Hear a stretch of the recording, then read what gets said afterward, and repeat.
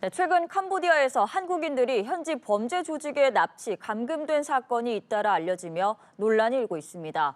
이런 가운데 조금 전에 정부 합동 대응단이 현지로 출국을 했는데요. 관련 내용 이웅혁 건국대 경찰학과 교수와 자세히 이야기 나눠보겠습니다. 어서 오십시오. 네, 안녕하십니까. 네, 설명드린 것처럼 조금 전에 정부 합동 대응팀이 현지로 떠났습니다. 당국의 단속으로 구금된 한국인 60명 정도가 있는데 이들의 이제 주말 내 송환이 가장 중요한 목표라고 알려져 있는데요. 경찰청, 법무부, 국정원 등 관계자들이 참여를 하고 있는 것으로 알려졌습니다. 구체적으로 이 대응팀이 가서 좀 어떤 역할을 할 수 있을 거라고 보시나요? 일단 이제 60명이 현재 감금이 되어 있는데 이 감금된 그 장소가 경찰서 유치장 또는 아마 이민국 관련된 구금 시설이 아닌가 예상이 됩니다. 예. 그렇다고 본다면 이 60명이 범죄자의 가해자의 지위가 있을 가능성이 사실은 일단 클 수도 있고요. 예. 또는 피해자도 일부 있긴 합니다만 그렇다고 이제 봤을 때 대한민국을 대상으로 범죄 행위를 했을 가능성이 크기 때문에 그렇다 본다면 우리의 형사 관할권을 주장할 명분은 있는 거죠. 예. 그래서 만약에 캄보디아 정부가 적극적으로 협조를 한다고 하면 사실상 송환의 가능성이 상당히 높아지는데 그런데 이 60명이 과연 어떠한 태도를 취할 것인지 그리고 이 60명이 전부 다 한국인을 대상으로 한 보이스 피싱을 한 그와 같은 용의자가 맞는 것인지 그것에 따라서 사실은 캄보디아 정부의 반응이 달라질 수가 있겠죠. 왜냐하면 이것은 형사 주권에 관한 이 사항이기 때문에 분명히 캄보디아 수사 당국에 의해서 체포가 됐다라고 한다면 그와 같은 형사 주권을 캄보디아에서 온전히 행사하고 싶을 것입니다. 그래서 그것과 관련된 협의를 결국은 국가 수사본부장 그리고 이것이 사실은 또 외교하고도 밀접히 관련이 돼 있기 때문에 외교부 2차관이 간 것으로 생각이 됩니다. 예. 왜냐하면 송환이 이루어진다고 하더라도 그 절차 자체는 수사당국 그다음에 행안부 우리식으로 보면 말이죠. 그다음에 외교부 이런 절차가 이루어지기 때문에 여기에 대한 적극적인 협의와 또 한국 입장에서의 주장을 어필하기 위한 그런 목적이 아닌가 평가해 봅니다. 알겠습니다. 설명해 주신 것처럼 김진아 외교부 2차관을 단장으로 하는 정부 합동 대응팀이 조금 전에 캄보디아 현지로 떠났다. 그래서 60명 정도 되는 한국인들을 일단 송환을 하는 것이 큰 목표인데 설명을 들어보니까 당국의 입장, 캄보디아 당국의 입장도 있고 또 당사자들의 입장도 있고 여러 가지 좀 변수가 작용을 할 것으로 보이는 상황이거든요. 지금까지 좀 나온 내용들, 전해진 내용들을 토대로 볼 때 이번 주말에 좀 송환이 이루어질 가능성이 좀 있다. 아니면 일부만 송환이 된다던가 좀 어떻게 전망을 하고 계세요? 그것이 지금 잠깐 언급을 하셨지만 이 60명 당사자가 어떠한 의사를 표시할지 이것이 제일 중요한 변수가 되지 않을까 생각이 예. 됩니다. 왜냐하면 이 송환에 대해서 거부 의사를 이제 표시하는 그런 우리 국민도 상당 부분이 있기 때문에 그것을 이제 강제로 이렇게 데려오는데 여러 가지 한계가 있죠. 또 일반적으로 만약에 거부 의사를 표시하게 되면 관련된 사법 절차를 그 나라에서 즉 캄보디아 당국에서 또 거쳐야 되기 때문에 그럼 그만큼 시간이 상당 부분 지연될 가능성이 있을 것으로 우리가 볼 수가 있습니다. 그래서 과연 주말이라고 하면 지금 2, 3일 남았는데 과연 모두가 다 예를 들면 송환에 협조를 할지 그리고 송환하는 데 예를 들면 법적 요건이 다 갖추어져 있을 가능성이 있는 것인지 왜냐하면 제가 아까 설명드린 바와 같이 국내에서 60명의 신분을 정말 다 정확하게 파악하고 있어서 범죄 혐의에 일정한 가능성이 있다라고 하는 소명의 정도 이를테면 체포영장을 지금 다 발부받고 있는 것인지 그와 같은 것이 어떻게 지금 준비가 되어 있느냐에 따라서 상당 부분 지연될 수도 있고 또는 예상외로 다 협조적으로 귀국하겠다, 송환에 응하겠다라고 하면은 주말 내에도 가능할 수가 있는 것인데 그런데 또 우리가 생각해 보게 되면 이 사람들이 60명이 어쨌든 다 순수한 피해자가 아닐 가능성이 상당히 크기 때문에 그러면 이 60명의 입장에서 생각해 보면 사실상 송환에 응하는 순간 자신이 엄중한 처벌을 국내에서 받을 수 있다라고 하는 그런 이제 두려움을 가질 공산도 상당 부분 있죠. 예. 왜냐하면 이것은 어떻게 본다면 범죄 단체 조직죄에 해당될 수 있다라고 하는 그런 압박감. 그러면은 송환을 거부할 가능성도 또 있을 것 같고요. 예. 또 하나 예측컨대 지금 이 범죄 단지라고 우리가 부를 수 있겠죠. 사기 공장인데 거의 캠프 같은 거기에서 음으로 양으로 직간접적으로 협박이 현재 진행 중일 가능성도 배제할 수 없다. 왜냐하면 지금 탈출했던 이런 사람들이 얘기하면 나중에 해코지를 하겠다라고 하는 협박에 대해서 또 공포감도 또 있고요. 그리고 막상 한국에 귀국했을 때 이 처벌 이외에 뭐 예를 들면 경제적인 보장이라든가 안정적인 생활 자체가 상당히 불가능하기 때문에 오히려 그냥 캄보디아에 머물면서 뭐 일정한 경제적인 행위를 해야 되겠다. 만약에 자발적으로 간 사람들의 입장에서는 그렇게 될 가능성도 있기 때문이에요. 예. 그래서 제가 지금 말씀드린 이러한 서너 가지 그 변수가 그 주말 내에 60명이 다 송환될 수 있을까를 영향짓는 이 요소가 아닌가 생각해 봅니다. 네, 사실 이 구군돼 있는 한국인들이 만약에 이제 송환을 거부한다면 왜 거부를 하는 것일까 여쭤보려고 했는데 미리 설명을 해주셨어요. 그럼 이런 상황에 대해서 어쨌든 우리 정부는 국민의 안전이 최우선이기 때문에 우선은 송환을 해야 한다라는 입장으로 지금 파기됐는데 강제적인 송환이 가능한 건지 어떤 절차가 좀 필요한 건지 어떤 명분이 필요한 건지도 궁금하거든요. 뭐 제가 뭐 아까 언급을 했습니다만 본인의 의사가 분명한 거부를 표현하면 이걸 강제적으로 데려올 수는 없는 거죠. 왜냐하면 아마 그렇게 의사를 표시하면서 나는 이것이 온당치 못한다고 하는 사법 절차를 거치겠다. 이렇게 네. 또 의사표시를 할 겁니다. 그러면 또 재판까지 또 가야 되는 거죠. 그래서 만약에 그 재판 결과가 이것은 분명히 송환에 합법적이다. 그래서 어떤 식으로든 뭐 강제 추방의 형태를 하든 예. 뭐 그래서 일정한 캄보디아 내의 사법적 절차를 거쳐서 강제적으로 이 송환이 될 수도 있습니다.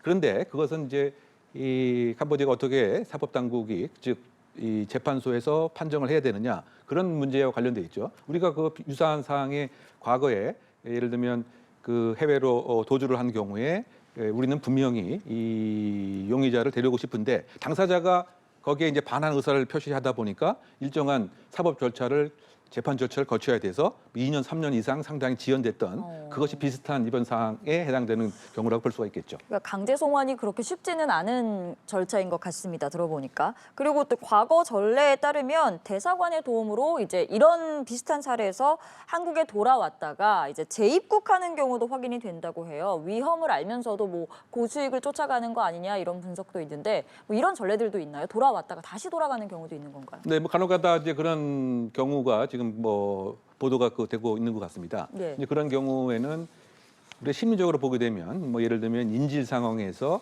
그 스톡홀름 증후군 같이 그것이 상당히 압박감과 불편함을 줬지만 심리적으로 다시 그것으로 회귀하고 싶은 이런 측면이 하나가 있을 것 같고요. 그런데 또 중요한 것은 그쪽에서 추구했던 여러 가지 그 이윤적 그 추구라고 하는 그런 결과가 국내에 머물러서 생활하는 것보다 더 낫다라고 예. 판단하는 이런 모습도 분명히 있는 것이죠. 왜냐? 거기에서 자발적으로 간 사람은 상당한 수익을 보장을 받았을 테고 또 나름대로 일정한 사회적 연결고리를 거기서 받았기 때문에 분명히 이것이 그 불법임에도 불구하고 본인이 그 생각을 했을 때는 오히려 그쪽에서 생활이 그 안락할 수가 있다. 뭐 이런 평가를 하면 다시 갈 수도 있겠죠. 근데 이런 경우는 순수한 피해자의 입장이 아니고 처음부터 이와 같은 그 허위 구직 광고를 알면서도 자발적으로 간 예. 사람들은 다시 복귀할 가능성도 배제할 수 없다라고 생각되는 것이죠. 알겠습니다. 또 이런 가운데 경찰이 캄보디아에서 발생한 한국인 대학생 피살 사건과 관련해 국내에 있는 대포 통장을 운영하는 조직, 이 조직에 대한 정보를 바탕으로 추적을 하고 있는 상황인데 조만간 체포영장도 신청을 할 예정이다라는 보도가 나와 있어요. 그러니까 국내에 있는 대포 통장 조직도 이 범죄에 연루가 되어 있는 상황인 거죠. 뭐 그럴 가능성이 상당히 크다고 봐야 될 것 같고요. 예. 지금 이 박모 그 대학생이 이 캄보디아로 가게 된 결정적인 계기 자체가 그 대학교 그 선배가 사실은 속였던 거죠. 즉 통장을 비싼 값으로 캄보디아에서 팔 수가 있다. 예. 그래서 이제 이 홍모 씨가 그 중간에 이 박 씨 그 학생 부모에게 예. 회유하려고 하는 이런 정황도 있었던 거 신고하지 말아라. 그리고 내가 다 해결하겠다. 그래서 이제 이 홍모 씨는 사실 그 통장과 관련된 그 대포 통장 모집 책이었기 때문에 이 건으로 이미 그 구속이 돼서 그 다음 달에 그 재판이 그 예정돼 있습니다. 근데 지금 이제 그 체포영장과 관련된 그 얘기는 아마 이 홍모 씨를 그 주변에 두고서 여러 가지 관련된 그 용의자들이 나타난 것 같고 예. 지금 경찰에서 그 착안한 점은 이 그 박모 씨 그 학생의 이 통장을 봤더니 수천만 원이 들어갔다 나왔다 하는 정황이 있기 때문에 그 통장에 대한 그 추적을 해보게 되면 아마 국내에 혹시 그 거액을 인출했던 사람이 있지 않았을까라고 하는 점, 그래서 그 용의자에 대한 추적 수사가 현재 진행 중인 것으로 알고 있습니다. 알겠습니다. 또 이런 가운데 이 캄보디아 관련 범죄 관련 내용이 좀 올라오는 것으로 알려진 인터넷 카페가 있더라고요. 하데스 카페라는 곳인데 여기서 관련 글을 모두 삭제하겠다라고 밝혔습니다. 그러니까 캄보디아 구인 글이 올라오는 카페에서 이렇게 증거들이 사라지고 있는 셈인데 그럼 수사에도 좀 차질을 빚을 수 있지 않을까라고 생각을 하게 되는데 이 부분은 어떻게 보세요? 그렇죠. 결국은 이제 그 결정적인 그 증거들이 그 카페에 상당 부분 있는 것인데, 왜냐하면 누가 의뢰를 했고 누가 어디에다가 연결을 해주겠다, 그리고 얼만큼의 그 고수익을 보장하겠다, 이렇게 본다면 직접 소위 말해서 그 캄보디아 이 범죄 단지에 있는 범죄 단체 조직의 분업의 형태가 될 수도 있고요, 아니면 협업을 했을 수도 있고, 그런데 그와 같은 구체적인 증거 자체를 사실상 지금 하나 둘씩 계속 없애는 그 형태이기 때문에 어떤 면에서는 증거 인멸이 계속 뭐 진행 중인 것이 아닌가, 뭐 이런 평가를 할 수도 있기 때문에 예. 결국은 이 방조 내지 실제적인 뭐 공범의 지금 위치를 이 인터넷 그 카페들이 스스로 증거를 없애는 뭐 그런 것으로 볼 여지가 있다고 보입니다. 알겠습니다. 그리고 또 궁금한 점이 사실상 저런 카페에서 이제 정보가 공유가 되면서 어떻게 보면 이제 범죄의 발단이 될 수가 있었던 거잖아요. 그런데 어떻게 경찰 수사도 이루어지지 않고 저런 카페에서 글이 계속 올라올 수 있었는지가 우선 좀 의문이 들고,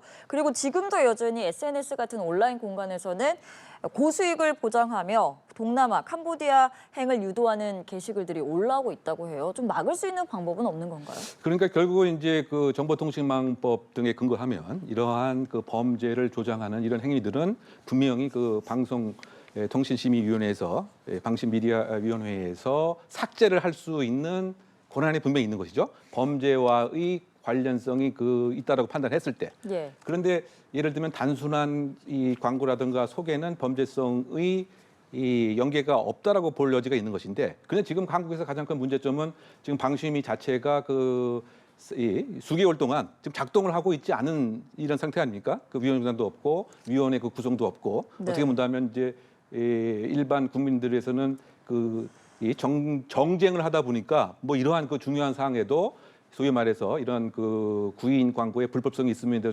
불구하고 방송통신심의위원회가 전혀 작동을 못하고 있다. 이거 다른 측면에서 보게 되면 이게 정쟁의 한 구렁텅이에 빠져 있는 그런 그 결과물이 예.